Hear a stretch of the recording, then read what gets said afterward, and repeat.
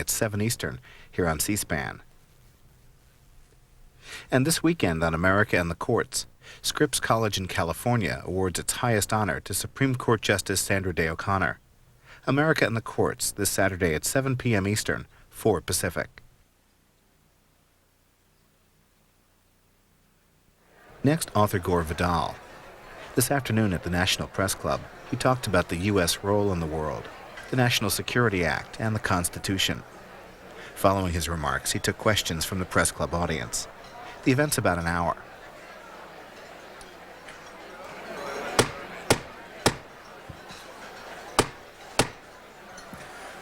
Good afternoon. Welcome to the National Press Club. This is our 90th anniversary year. My name is Doug Harbrecht. I'm president of the National Press Club and Washington News editor of Business Week magazine, a McGraw-Hill Company's publication. I'd like to welcome club members and their guests in the audience today, as well as those of you watching on C-SPAN or listening to this program on National Public Radio. Before introducing our head table, I would like to remind our members of some upcoming speakers. Tomorrow, Secretary of Agriculture Dan Glickman will speak about food safety. And our last speaker in March will be James Wolfenson, president of the World Bank, speaking on March 25th. In April, we'll hear Michel Comdessus, managing director of the International Monetary Fund, on April 2nd. Stephen Goldstone, chair and CEO of JR Nabisco, on April 3rd. Mac McLarty, counselor to the president and special envoy to the Americas, on April 9th. Marvin Runyon, postmaster general, on April 14th. Charles Rosati, Commissioner of the Internal Revenue Service, will appear, of course, on Tax Day, April 15th. Zoe Caldwell, actor and winner of the 1998 Sir John Gielgud Award, will speak on April 17th. Transcripts and audio files of National Press Club luncheons will be posted this afternoon at our website, npc.press.org. To purchase audio and videotapes, call 1-888-343-1940. If you have any questions for our speaker, please write them on the cards provided at your table and pass them up to me. I will ask as many as time permits. I'd now like to introduce our head table guests and ask them to stand briefly when their names are called. Please hold your applause until all head table guests have been introduced. From your right, Jeffrey Dvorkin, Vice President for News, National Public Radio. Russell Mokaber, Corporate Crime Reporter. Andy Glass, Cox Newspapers. Bob Murray, Publisher, Congressional Quarterly. Godfrey Sperling, Christian Science Monitor. Marcus Raskin, co-founder of the Institute for Policy Studies. Fred Kaplan, professor, City University of New York, and a biographer of our guest today. Ken Esky, chairman of the Speakers Committee. Skipping over our speaker for just a moment. Gil Klein, media general and former president of the National Press Club, who arranged today's lunch. And the remainder of our head table will be introduced in just a minute. But first, we have some good news to share. It is said that every reporter has the first chapter of the great American novel buried in his bottom desk drawer, just waiting for the time and inspiration to turn it into a best-selling, fame-attracting, money-making prose. To test that theory, the National Press Club holds an annual fiction writing contest for our members. This year, the contest was judged by two literary agents, Nina Graybill and Jenny Bent. And here are the results. Honorable mention goes to freelance writer Elizabeth Shevchuk Armstrong for a chapter from her historical novel, Hotspur. Elizabeth, would you come up, please?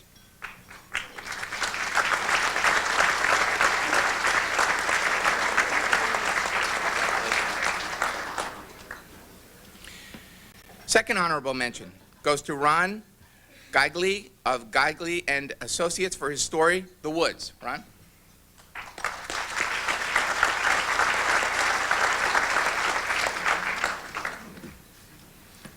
Now the ribbons. The third prize goes to Stephanie Fall for a chapter of her novel entitled Tag City. Stephanie has now won first, second, and third prize in the 5 years of this contest, yet inexplicably, she's still working for the AAA Foundation for Traffic Safety.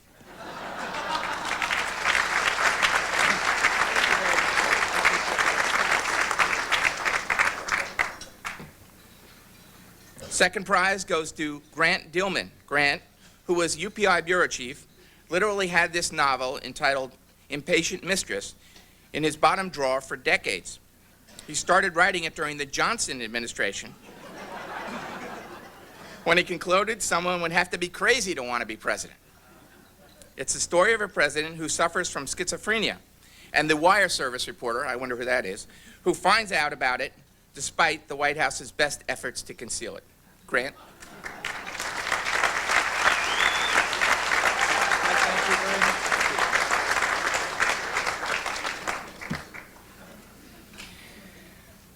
And first prize goes to Keith Epstein, Washington correspondent for the Cleveland Plain Dealer, for his story entitled Homecoming. This story grew out of Epstein's coverage of pilots returning from the Gulf War, especially when a 4-year-old girl rushed out to greet her daddy. It deals with the psychological effects of being away from home for a year and of the mental impact of the smart bombs on the pilots who fired them.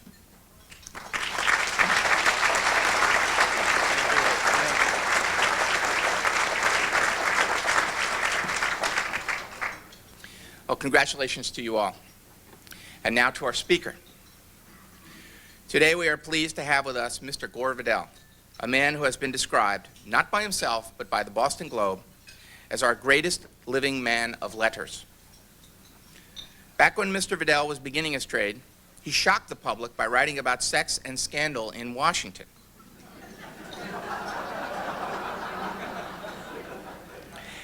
Now, of course, any two-bit White House correspondent can get more salacious stuff than he was writing about back that used to upset the blue bloods back in the 50s. So what is Vidal writing about now? The Smithsonian Institution. That's the title of his latest book. But I have to tell you, this is not your father's Smithsonian Institution. Somehow this is a 13-year-old who's involved in time travel, who goes to the basement of the Smithsonian Institution, gets involved in time travel to develop the atomic bomb in the 30s. This is eventually Mrs. Grover Cleveland. Let me tell you, this is one weird book.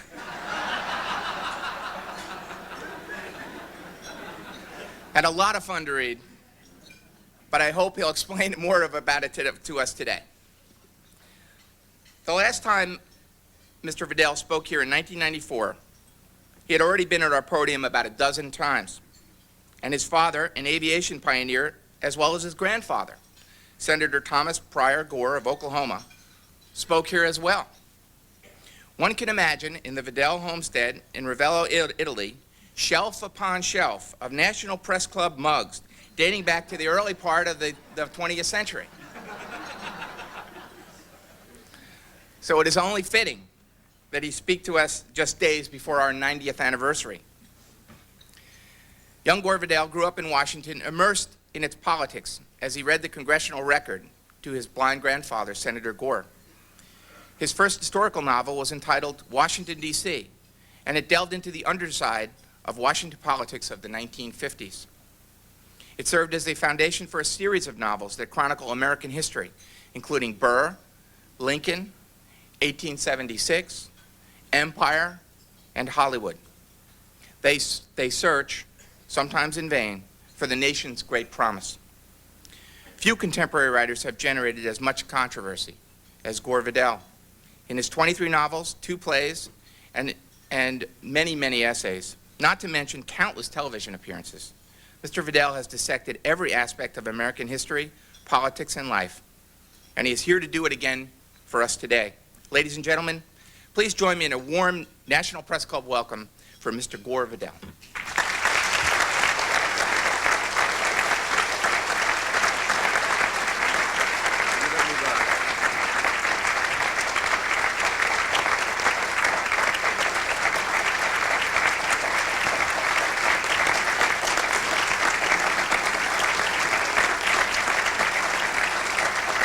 Thank you.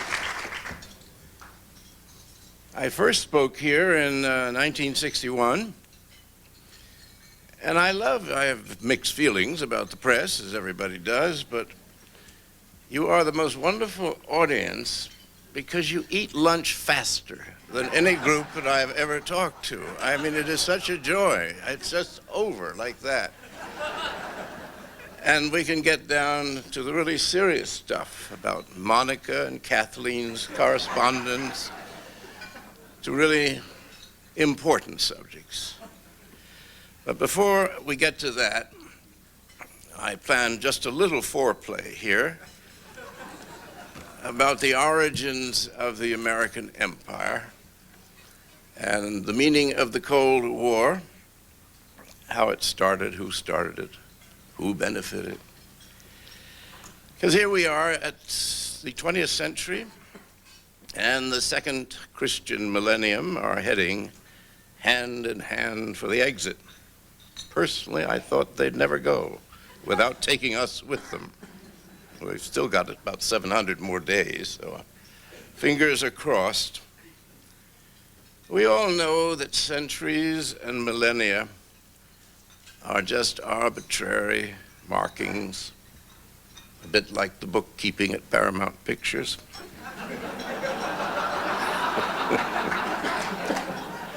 I see some of you have made movie sales. But symbolically, they mean a lot to those who are interested in why we are today what we are and doing what we are doing. This goes particularly for the one indisposable, or did the president say indispensable, nation on earth, and the last self-styled global empire loaded down with nukes, bases, and debts. I should note here that I have now lived through nearly 3/4 of this century. I enlisted in the Army of the United States at 17, went to the Pacific, did nothing useful. I was just there, as Richard M. Nixon used to say, when the bombs were falling.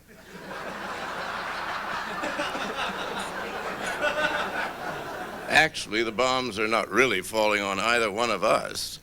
I was writing a novel, and he was making a fortune playing poker.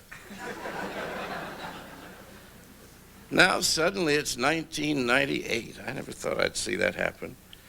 And last year, we celebrated the 50th anniversary of the Truman Doctrine and the Marshall Plan. Also, more ominously, last July 26 was the 50th anniversary of the National Security Act that, without any national debate or the people's consent, replaced the old American Republic with a national security state very much in the global empire business, which explains, but first let us get into the time machine. It is the Ides of August, 1945. Germany and Japan have surrendered, and some 13 million Americans are headed home to enjoy, well, the bottom line was always being alive. Home turned out to be a sort of fairground where fireworks go off and the band plays Don't Sit Under the Apple Tree, and an endlessly enticing funhouse flings open its doors and we file through. We enjoy halls of mirrors where everyone is comically distorted, ride through all the various tunnels of love, and take scary tours of horror chambers where skeletons and cobwebs and bats brush past us. And suitably chilled and thrilled, we're ready for the exit in everyday life. But to the consternation of some and the apparent indifference of the rest, we were never really allowed to leave the funhouse. It has become a permanent part of our world, as were those goblins sitting under the apple tree. Officially, the United States was at peace. Much of Europe and most of Japan were in ruins, often literally. certainly economically. We alone had all our cities and a sort of booming economy, sort of, because it depended on war production. And there was, as far as anyone can tell, no war in the offing. Briefly, the arts flourished. It looked like it was going to be a golden age. The Glass Menagerie was staged. Copland's Appalachian Spring was played. A film called The Lost Weekend, not a bad title for what we'd gone through, won an Academy Award, and the as yet unexiled Richard Wright published a much admired work, Black Boy. While Edmund Wilson's Memoirs of Hecate County was banned for obscenity in parts of the country, though it would be allowed out today in Washington, D.C. Quaintly, each city had at least 3 or 4 daily newspapers, while New York, as befitted the world's capital, had 17 newspapers. But a novelty, television, had begun to appear in household after household, its cold, gray, distorting eye relentlessly projecting a fun house view of the world. Those who followed the ugly new minted word media began to note that often while watching television, we kept fading in and out of a chamber of horrors. Our ally in the recent war, Uncle Joe Stalin, as the accidental President Harry S. Truman called him, was growing horns and fangs that dripped blood.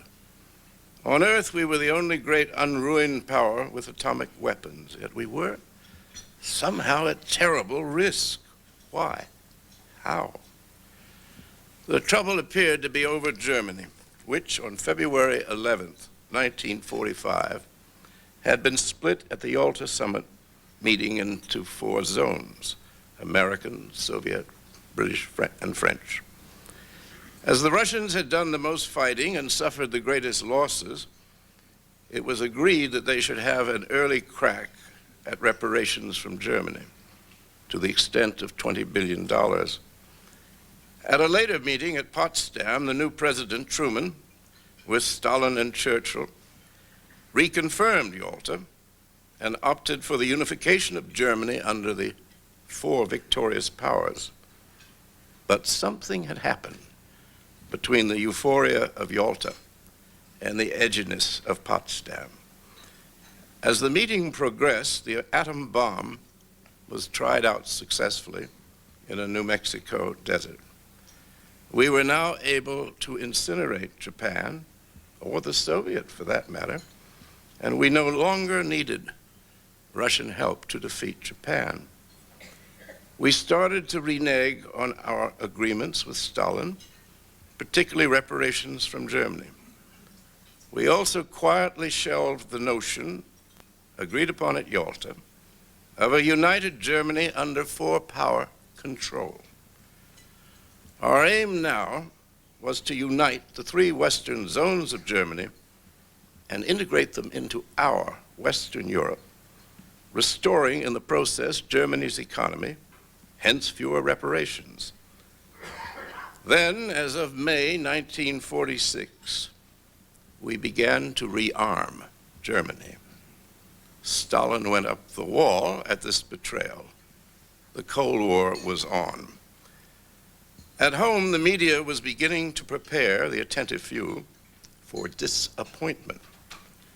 Suddenly, we were faced with the highest personal income taxes in American history to pay for more and more weapons, among them the world killer hydrogen bomb. Why? Because the Russians were coming. No one knew quite why they were coming or with what. Weren't they still burying 20 million dead? Official explanations for all this made very little sense.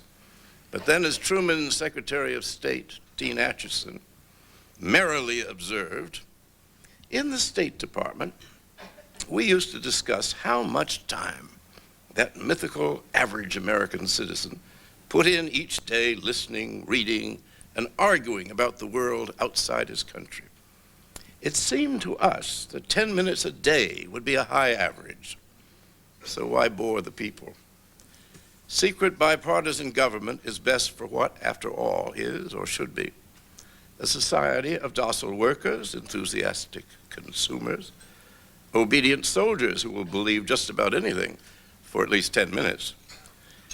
The national security state, the NATO alliance, the 40 years Cold War were all created without the consent, much less the advice of the American people.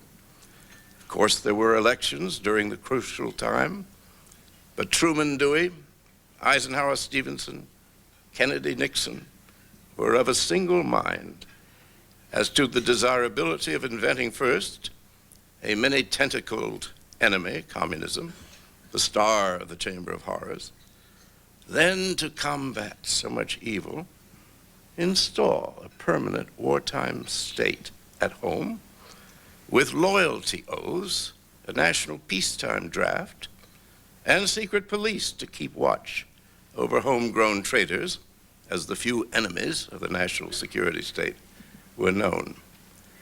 Then followed 40 years of mindless wars which created a debt of $5 trillion that hugely benefited aerospace and firms like General Electric, whose longtime TV spokesman, Ronald Reagan, was eventually retired to the White House.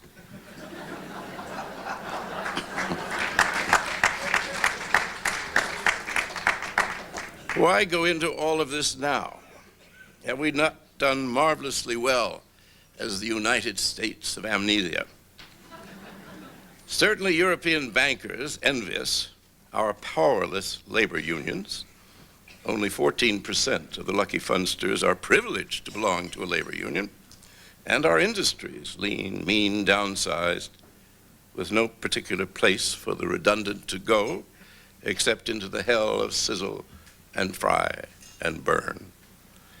Today, we give orders to every country on our globe, tell them with whom to trade and to which of our courts they must show up for indictment should they disobey us. Yet something omnious, as Darryl Zanuck used to say, no one ever corrected him either. Something really omnious is happening. We have come to what Tennessee Williams once called a moon of pause. When I asked him, what on earth does that mean, Tennessee? It is, he said loftily, the actual Greek translation of menopause. I said that the word moon did not come from menses, Latin, not Greek, for month. Then what, he asked suspiciously, is the Latin for moon? And I told him it was luna and all the fun that he might have. With the word lunatic, he sighed and cut. But suddenly, summer before last, at the Madrid conference about the extension of NATO, which Senator Lott has just said is of no interest for a debate in the Senate, a moon of pause seemed a nice dotty phrase for the change of life that our empire is now going through with no enemy and no discernible function. While we were at our busiest in the funhouse, no one ever told us what the North Atlantic Treaty Organization was really about. March 17, 1948, the Treaty of Brussels called for a military alliance of Britain, France, Benelux to be joined by the US and Canada on March 23rd. The impetus behind NATO was the United States, whose principal foreign policy, since the administration of George Washington, was to avoid entangling alliances. Now, as the Russians were supposed to be coming, we replaced the old republic with a newborn national security state and set up shop as the major European power west of the Elbe. We were now hell-bent on the permanent division of Germany between our western zone plus the French and British zones and the Soviet sector to the east. Serenely, we broke every agreement that we had made with our former ally, now horrendous communist enemy. For those interested in the details, Carolyn Eisenberg's, she happens to be in the room now, I'm told, Drawing the Line, the American Decision to Divide Germany, 1944-49, is a masterful survey of an empire, sometimes blindly, sometimes brilliantly, assembling itself, first its allies, and turning them and its enemies like Germany, Italy, Japan, into client states, permanently subject to our military and economic diktat. Although the Soviets still wanted to live by our original arrangements at Yalta and even Potsdam, we had decided unilaterally to restore the German economy in order to enfold a rearmed Germany into Western Europe, thus isolating the Soviet, a nation which had not recovered from the Second World War and had no nuclear weapons. It was Dean Acheson again who elegantly explained all the lies that he was obliged to tell Congress and the 10-minute attention span average American. This is gorgeous stuff, by the way. If we did make our points, this is Acheson writing in his memoirs, if we did make our points clearer than truth, isn't that glorious? Clearer than truth. We did not differ from most other educators and could hardly do otherwise. Qualification must give way to simplicity of statement, nicety and nuance to bluntness, almost brutality in carrying home a point. Thus were two generations of Americans conditioned by their overlords so that at the word communism, there is a Pavlovian reflex as the brain goes totally dead. In regard to the enemy, Ambassador to Moscow, Walter Bedell Smith, wrote in December 1947, apropos a conference to regularize European matters, "The difficulty," he wrote, "under which we labor is that in spite of our announced position, we really do not want nor intend to accept German unification in any terms the Russians might agree to, even though they seem to meet most of our requirements." This is higher diplomacy. Hence Stalin's frustration that led to the famous blockade of the Allied section of Berlin, overcome by General Lucius Clay's successful airlift. As Eisenberg writes, with the inception of the Berlin blockade, President Truman articulated a simple story that featured the Russians trampling the wartime agreements in their ruthless grab for the former German capital. The president did not explain that the United States had abandoned Yalta and Potsdam, that it was pushing the formation of a West German state against the misgivings of many Europeans, and that the Soviets had launched the blockade to prevent partition. This was funhouse politics at its most tragical. The case for an American world empire was never properly argued since the debate, what little there was, centered on the alleged desire of the Soviet Union to conquer the whole world, just as Hitler and the Nazis were trying to do until stopped in 1945. On March 12, 1947, Truman addressed Congress to proclaim what would be known as the Truman Doctrine, in which he targeted our ally of 2 years earlier as the enemy. The subject at hand was a civil war in Greece, supposedly directed by the Soviet. We could not tolerate this as suddenly, this is his quotation, "The policy of the United States is to support free peoples who are resisting attempted suppression of personal freedom." Thus, Truman made the entire world the specific business of the United States. Although Greek insurgents were getting some help from Bulgaria and Yugoslavia, the Soviet gave none. Russia stayed out. They still hoped that the British, whose business Greece had been, would keep order. But as Britain had neither the resources nor the will, they called on the US to step in. Behind the usual closed doors, Acheson was stirring up Congress with Iago-like intensity. Russian pressure of some sort, he said, has brought the Balkans to the point where a highly possible Soviet breakthrough might open 3 continents to Soviet penetration. Senators gasped, grew pale, wondered how to get more defense contracts into their states. Of the major politicians, only former Vice President Henry Wallace dared answer Truman's clearer-than-truth version of history. Wallace said yesterday, March 12th, 1947, marked a turning point in American history, for it is not a Greek crisis that we face. It is an American crisis. Yesterday, President Truman proposed, in effect, that America police Russia's every border. There is no regime too reactionary for us, provided it stands in Russia's expansionist path. There is no country too remote to serve as the scene of a contest which may widen until it becomes a world war. 9 days after Truman declared war on communism, he installed a federal loyalty oath program. All government employees must now swear allegiance to the new order. Henry Wallace struck again.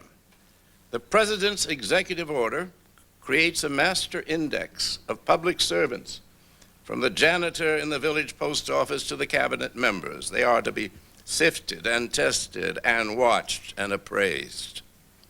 Truman was nervously aware that many regarded Wallace as true heir to Roosevelt's New Deal. Wallace was also likely to enter the presidential race of 1948. Truman now left truth behind in the dust. Here's his quote: "The attempt of Lenin, Trotsky, Stalin et al. To fool the world and the American Crackpots Association, represented by Joe Davies, Henry Wallace, Claude Pepper, and the actors and artists in immoral Greenwich Village. It's just like Hitler's and Mussolini's so-called socialist states. Give them hell, Harry."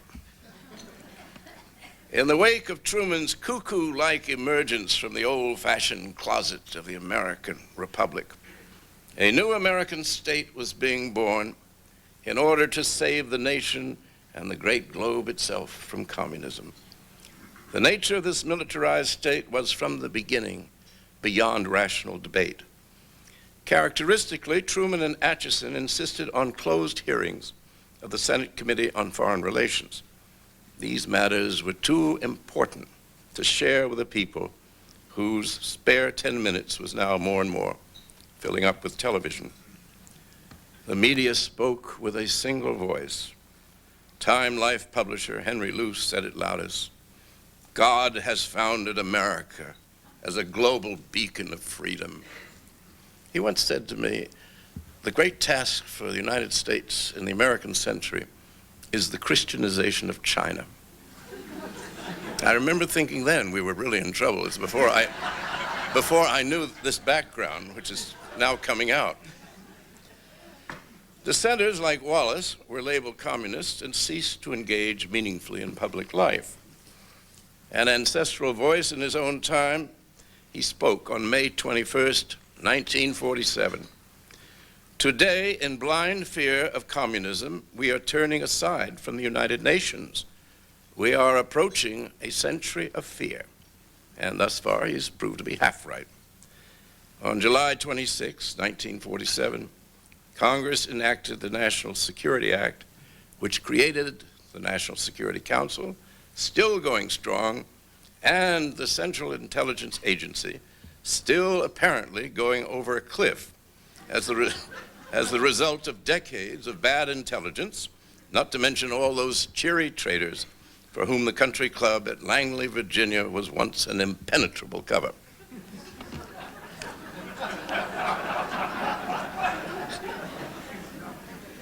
When the original North American Treaty Organization was created, only the Augustus Manquet de Gaulle got the point of what we were doing. He took France out of our Cosa Nostra and developed his own atomic bomb. But France was still very much linked to the Imperium, though through the CIA and other secret forces. Political control was exerted within the empire, not only driving the Labor Prime Minister Harold Wilson around a bend too far, but preventing Italy from ever having a cohesive government by not allowing the historic compromise a government of Christian Democrats and communists. The Soviet, always reactive, promptly cracked down on their client states, Czechoslovakia, Hungary, East Germany, and a wall went up in Berlin to spite their face, not ours. From 1950 to 1990, Europe was dangerously divided and armed to the teeth. But as American producers of weapons were never richer, all was well with their world. At Yalta, Roosevelt wanted to break up the European colonial empires, particularly that of the French. Of Indochina, FDR said, France has milked it for 100 years. For the time being, he proposed a UN trusteeship. Then he died. Unlike Roosevelt, Truman was not a philatelist. Had he been a stamp collector, he might have known where the various countries in the world were and who lived in them. Like every good American, he knew he hated communism. He also hated socialism, which may or may not have been the same thing. No one was ever quite sure. Yet as early as the American election of 1848, socialism, imported by comical German immigrants with noses always in books, was an ominous specter, calculated to enrage a raw capitalist society with labor unions, health care, and other devil's work, still being fiercely resisted a century and a half later. In 1946, when Ho Chi Minh asked the United States to take Indochina under its wing, Truman said, "No way, you're some kind of Fu Manchu communist, the worst." In August 1945, Truman told de Gaulle that the French could return to Indochina. We were no longer FDR anti-imperialists. As Ho had his Northern Republic, the French installed Bao Dai in the south. February 1st, 1950, the State Department, of all places, came to this extraordinary conclusion. This is their report. The choice confronting the United States is to support the French in Indochina or face the extension of communism over the remainder of the continental area of Southeast Asia and possibly further westward. Thus, without shepherds or even a napalm star, the domino theory was born in a humble State Department manger.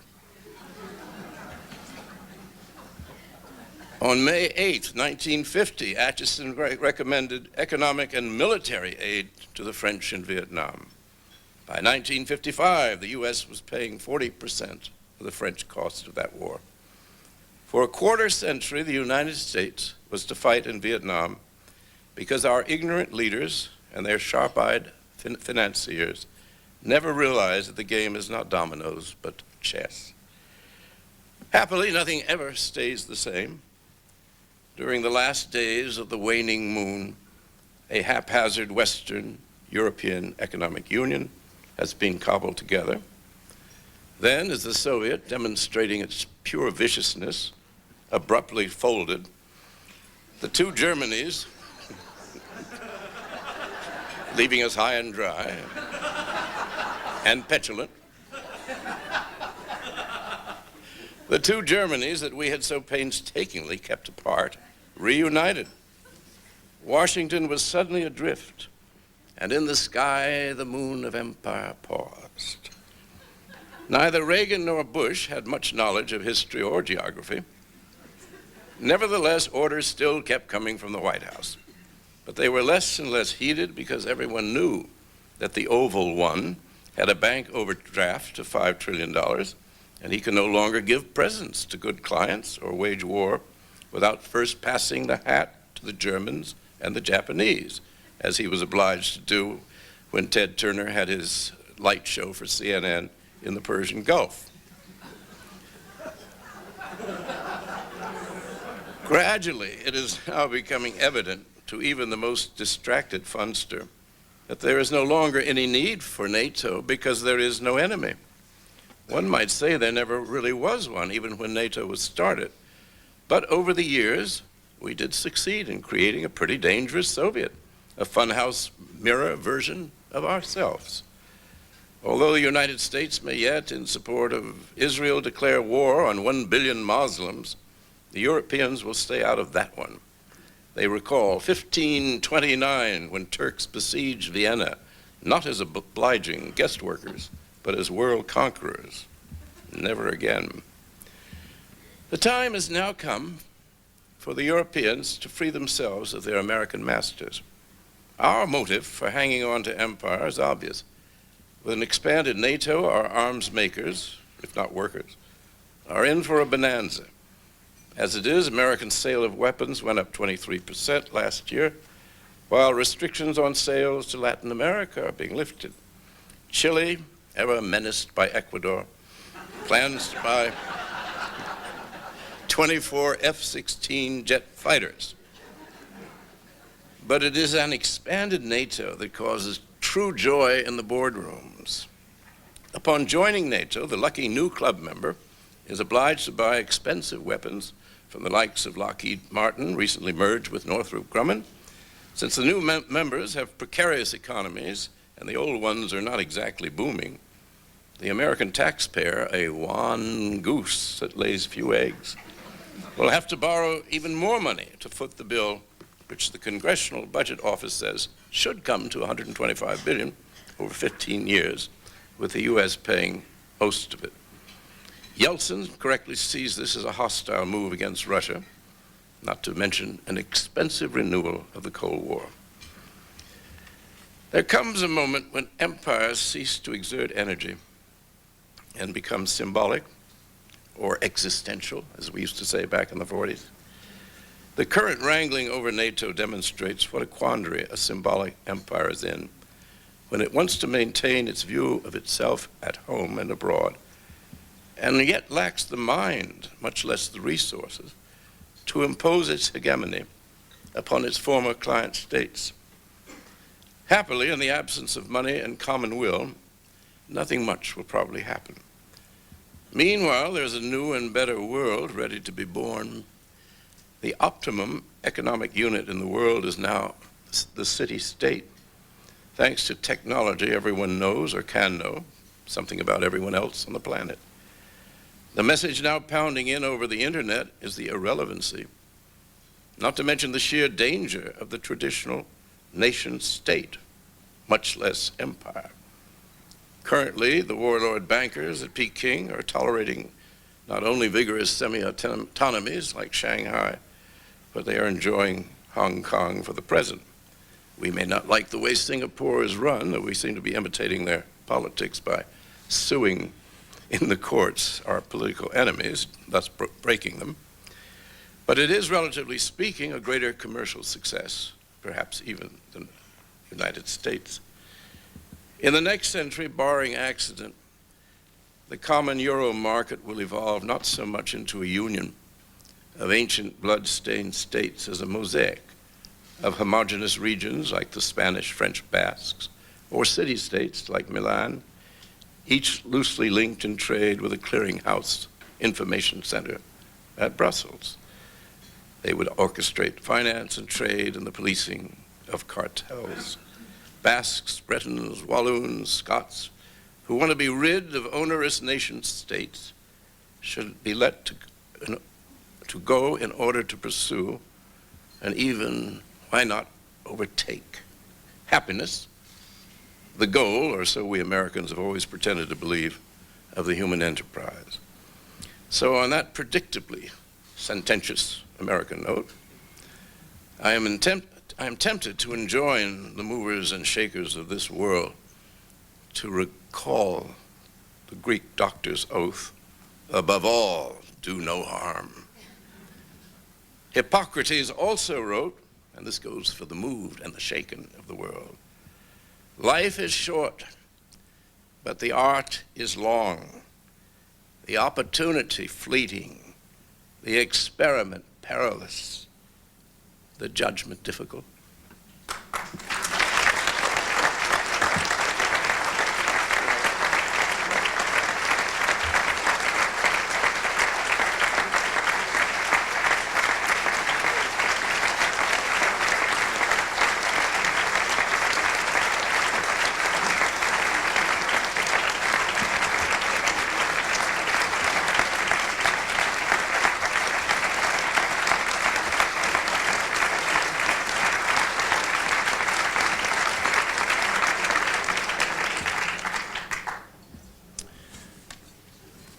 thank you. If Stalin were as benign as you say, then did the Gulag not exist? Were there no purges? Was the Berlin Wall simply decorative landscaping? What about East Germany in 1953, Hungary in 1956, Czechoslovakia in 1968? Tell us what was going on there. I thought I just did.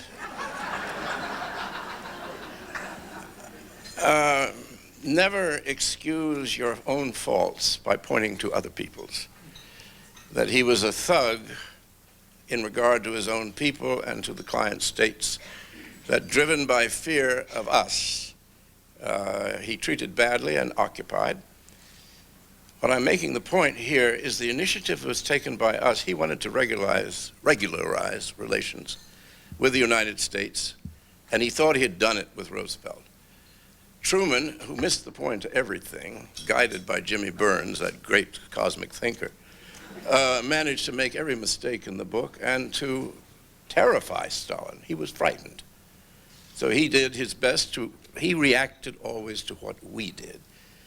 The fact that Stalin treated his own people very, very badly is, I'm afraid, a Russian problem and not ours. We are not in the business of correcting all the governments on earth. We can't do our own, so why should we do Russia's for them? So I think it's fairly clear I'm saying what happened, that we had this terrible 40 years. Your cousin, Vice President Al Gore, has been a willing, even eager advocate of the national security state for many years. What do you think? Well, my cousin and I have plausible deniability about each other. There are days when I don't acknowledge his existence and days when he doesn't certainly acknowledge mine. He is a perfectly standard Southern Defense Department senator in the Senate. And now all I watch him standing behind Clinton, and his eyes are beginning to sparkle. For a long time they looked rather dull.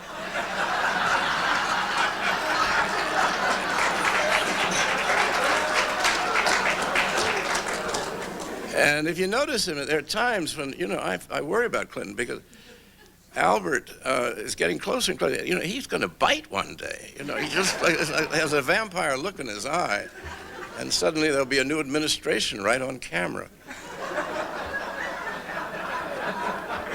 I don't think that administration will be any different from Herbert Hoover, Harry Truman, you name it, Grover Cleveland. No, Grover Cleveland was pretty good about labor unions.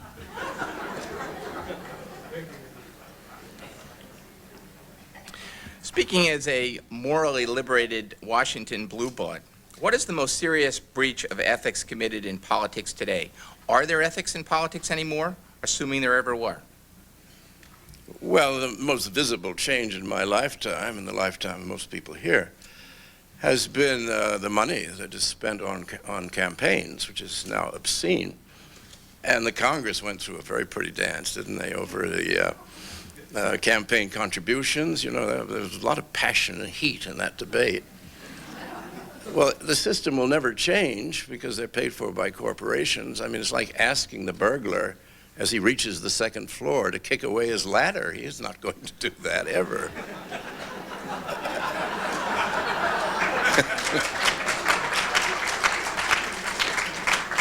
If I were optimistic, I would propose civil war, but I'm not going to.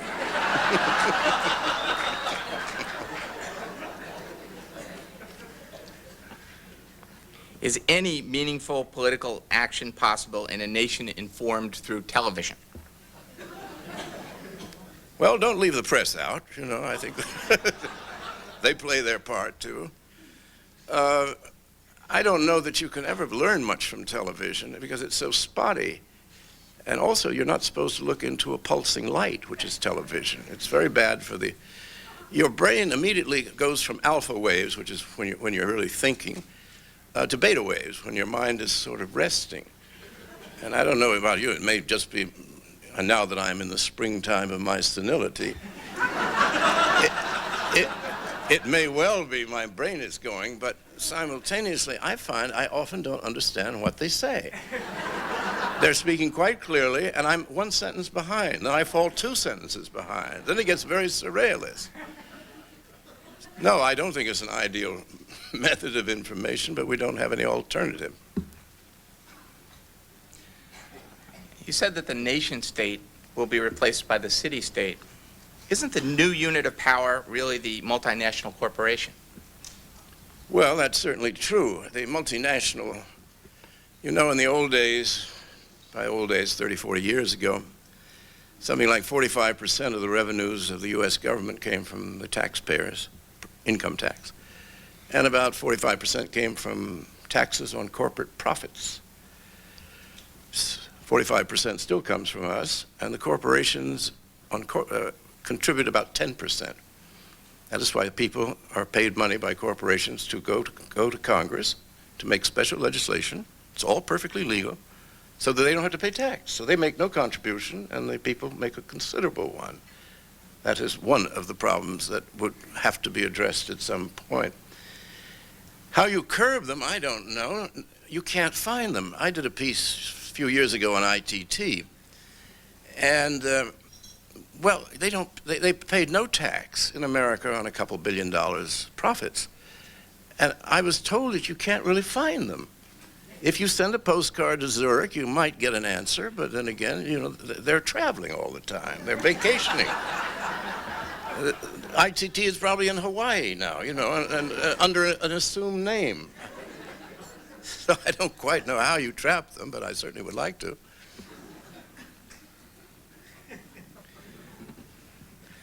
What advice would you give President Clinton about his ongoing problems with the sex scandals surrounding the White House right now, its interns, etc.? Well, now we get to the point.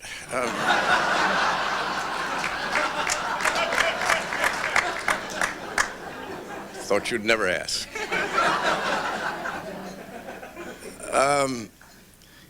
His first mistake was the famous 6-hour deposition to Ken Starr, in which asked about Monica, whom I think of. You remember that movie, Play Misty for Me? Oh, there's a girl in there who tries to kill Clint Eastwood, who's a disc jockey. She's mad and looks not unlike Monica. I would be worried about her. His mistake was when asked had he had sexual relations with this enchantress, he should have said his own most famous line, "Don't ask, don't tell." In other words, Judge Starr, none of your damn business. That's what a real president would have done. Can you imagine Abraham Lincoln answering that question? George Washington's sword would be halfway through this pudgy prosecutor.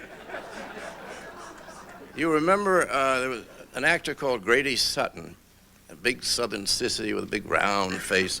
He was always in W.C. Fields movies. He was a wonderful foil for Fields. And Fields finally turned on him one day and said, "Grady, the problem with you is you've got too much of the tomboy in you." Well, I feel that about Ken Starr. There's just too much of the tomboy in him, and he's feeling his oats. And any man who says the First Amendment is about truth should be put away in an institution, preferably the last year of high school, where you are given the Bill of Rights to read. The First Amendment is about telling lies and free speech. Truth doesn't enter into it at all. You know, there was a book not long ago called The Day That America Told the Truth, oxymoronic title. And 94% of our countrymen admitted to being habitual liars. Now, do we want an unrepresentative president? I should say not.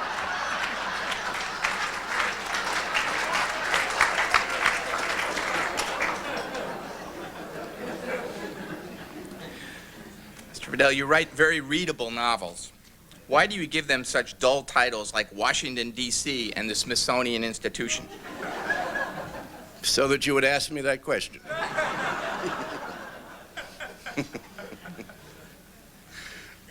Who is providing the world's intellectual leadership these days, if any? I see nothing discernible on any horizon that I have addressed my eye to.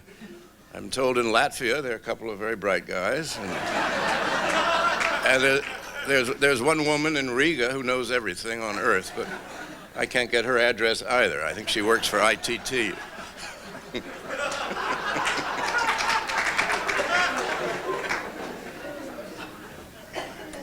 Who is your favorite author? Oh. In my lifetime, the only writer I wholeheartedly admired was Italo Calvino, an Italian writer. Be further deponent saith not. Well, before I ask our final question, I have some things here for you. I think Mug. Well, no, two of these things we've already seen before. One is a certificate of appreciation for appearing today. Thank you. One is our own history, the National Press Club's 90th anniversary history, which I hope you'll curl up with on the sofa. Yes. And you can put this on at the family homestead in Italy. Tupperware. That's why I come here. And for our last question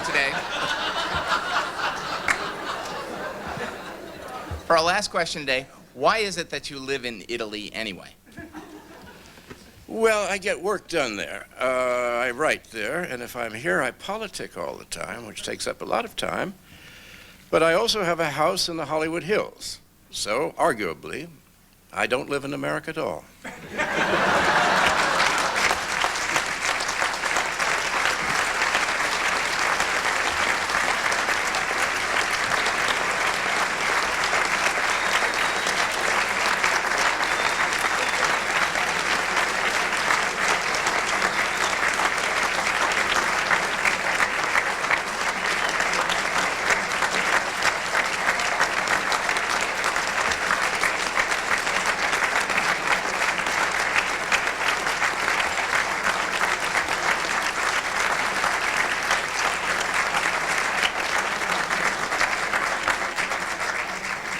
Well, I'd like to thank you for coming today, Mr. Vidal, and thank you all for coming. And I'd also like to thank National Press Club staff members Kate Goggin, Joanne Booz, Pat Nelson, Melanie Abdal-Dermott, and Howard Rothman for organizing today's lunch.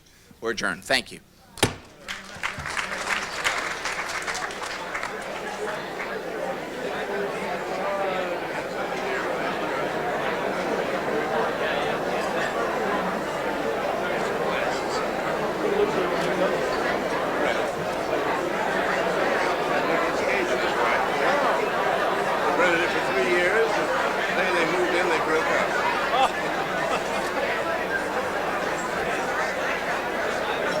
And by the way, Mr. Vidal will be on tomorrow's Washington Journal program. Join us here on C-SPAN starting at 7 a.m. Eastern. If you're interested in other authors, join us for our